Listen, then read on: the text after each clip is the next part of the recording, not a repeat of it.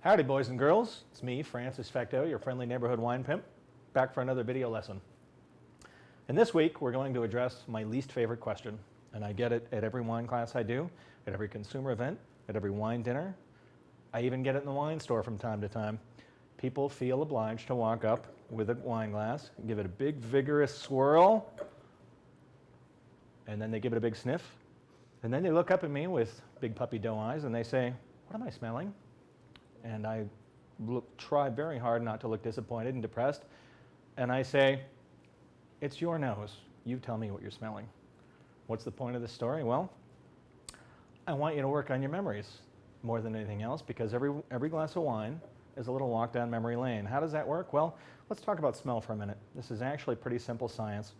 Aroma actually has a molecular basis to it. There are little molecular structures floating around in 81% water and 19% various other acids and chemicals and byproducts in any given glass of wine. And when you volatilize those esters, that is, you swirl them like so, and you incorporate oxygen, you break those up. Those little molecules release more molecules that float up the sinus cavity, and they hit the olfactory epithelium tissues.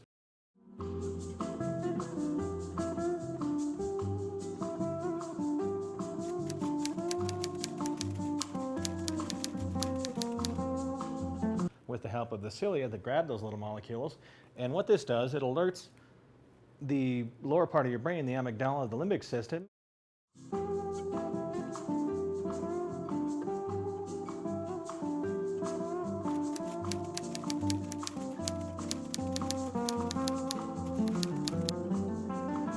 And it starts digging through your mental file cabinet to try to figure out what exactly it is you're smelling and whether or not it's safe to eat, drink, burn, or run away from, what have you. It's an early part of our caveman survival instincts.